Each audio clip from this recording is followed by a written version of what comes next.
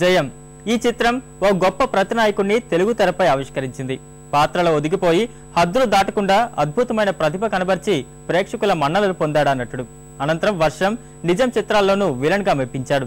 యజ్ఞం, ఆంధ్రుడితో career turn చేసుకుని కథానాయకుడిగా స్థిరపడ్డ యువ హీరో గోపీచంద్. రేపు ఆ ఈ తరం కథానాయకుడి పుట్టినరోజు.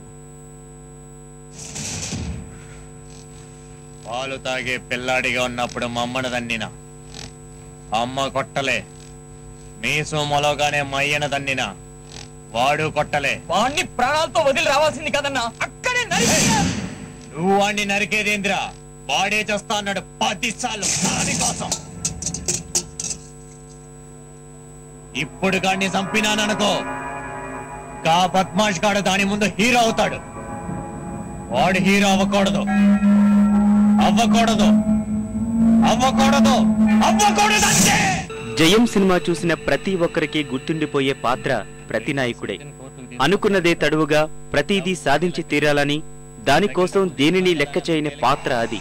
పాత్రలో ఒదిగిపోయి విలనిజానికి ఓ కొత్త వరవడిని చూపించిన ఆ యువ కెరటం గోపీచంద్. నేను మిమ్మల్ని పెళ్లి చేసుకున్నా నాకు ప్రతి క్షణం వెంకటే గుర్తొస్తాడు.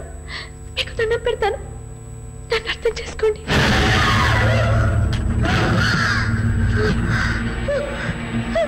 ఏంటి అర్థం చేసుకునేది? నువ్వు వాడిని ప్రేమించినా పర్వాలా, నువ్వు వాడితో పడుకున్నా పర్వాలా, నీకు వాడి వల్ల కడుపు వచ్చినా పర్వాలా, పెళ్లి మాత్రం నన్నే చేసుకోవాలి. అర్థమైందా? అర్థమైందా? అర్థమైందా?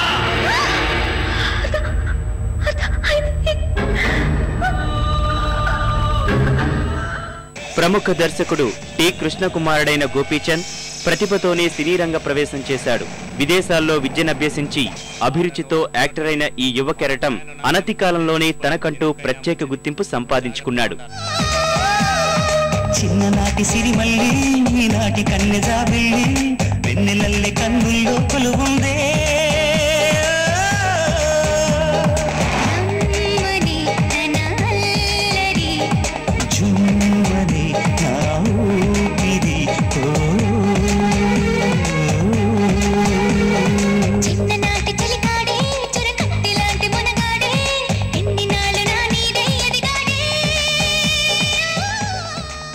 తొలివలపు చిత్రంతో కథానాయకునిగా తెరంగేట్రం చేశాడు గోపీచంద్. ఆ సినిమా ఆశించిన ఫలితాన్నివ్వలేదు. అనంతరం జయం, నిజం, వర్షం సినిమాల్లో ప్రతినాయకునిగా అద్భుతమైన ప్రతిభను కనబరిచి అఖిలాంధ్ర ప్రేక్షకుల అభిమానాన్ని సంపాదించుకున్నాడు. ఆస్తిలో సగం కాశీగానికి కూడా ఇద్దామనుకున్నా, గట్లా చేస్తానని మాటి బిడ్డ, మాటి. ఏం బిడ్డ గట్లా చూస్తున్నావు? మాట్లాడవేంది? భద్ర, గట్లా చేస్తావా?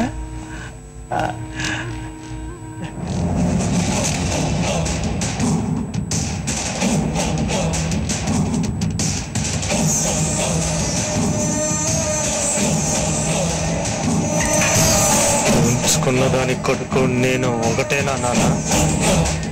జయం, వర్షం చిత్రాలతో దర్శక నిర్మాతల దృష్టిని ఆకర్షించిన గోపీచంద్ యజ్ఞం, ఆంధ్రుడు ద్వారా కథానాయకునిగా రీఎంట్రీ ఇచ్చాడు.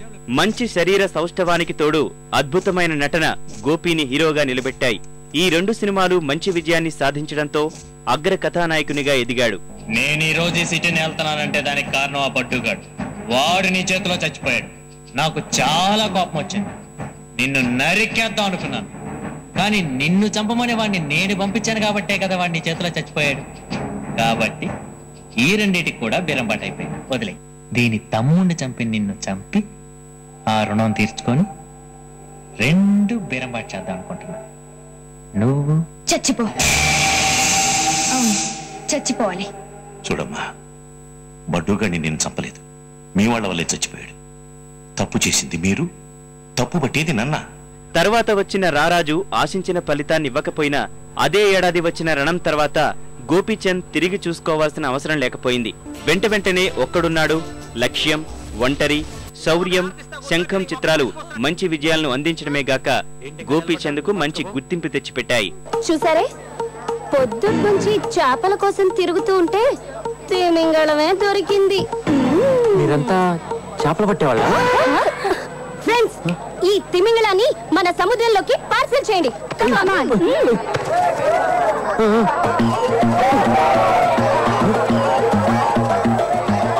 ఏం జరుగుతుంది? జరుగుతుందండి ఇక్కడ? వైట్ లెగ్ అలా ముందు పెట్టి ఎందుకు ఎలా పెట్టాలి? అది కాదు సార్. ఇలా పెట్టకూడదా? లేదు సార్. అలా చేయకూడదా? పీటీ ఎవరు? మీరే సార్. మీరే సార్. మన నోట్ ట్రైనింగ్ ఇస్తున్నావు? చిన్న డౌట్ అడిగితేనో క్లారిఫై చేద్దాం. ఇలాగే బాల్ కొంచెం వెయిట్ గా ఉంది, జాగ్రత్త. అందుకని ముందే చెప్పాను సార్. ఛాంపియన్ సార్, బాల్ నా చేతిలో ఉంది సార్. డాట్ ఎక్కడ ఉంది సార్? ఇది క్రికెట్ కాదు, షార్ట్ పుట్. నాన్న పీటీలో జోకులు వేస్తే మీలాంటి వాళ్ళు నవ్వాలమ్మా. చాలా సార్, ఎక్కువైంది. పూరి రూపొందించిన గోలీమార్ చిత్రంలో గోపీచంద్ పోలీస్ ఆఫీసర్ పాత్రలో అద్భుతమైన నటన కనబరిచాడు. ఆ తర్వాత వాంటెడ్ ద్వారా నటుడిగా మరిన్ని మార్కులు వేయించుకున్నాడు.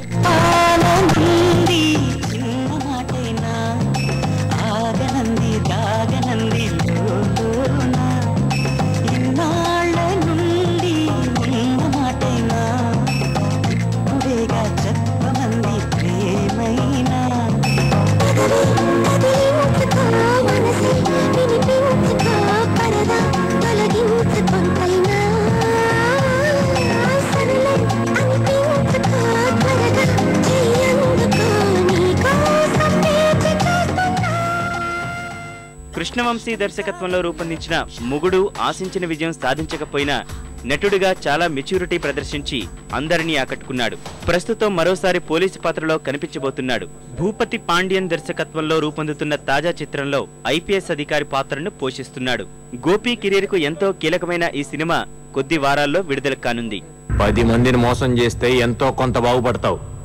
నిన్ను నువ్వే మోసం చేసుకుంటే సంకనాకిపోతావు. నాకు మాత్రం పోలీస్ అంటే హీరోయే సార్.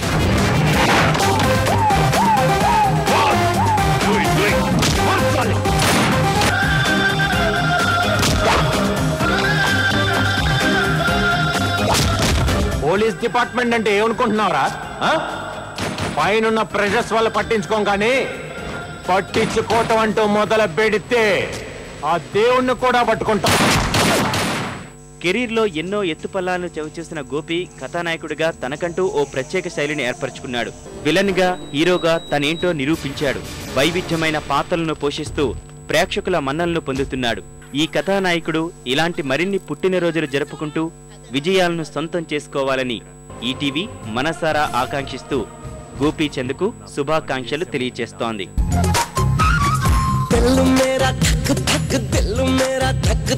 నువ్వు నాకు దక్కినందుకే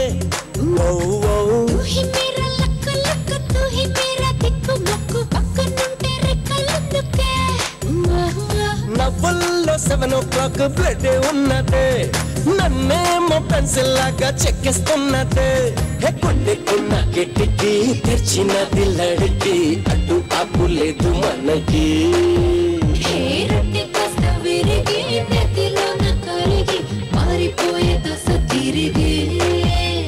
ఈ భూగోళం నా చేతిలో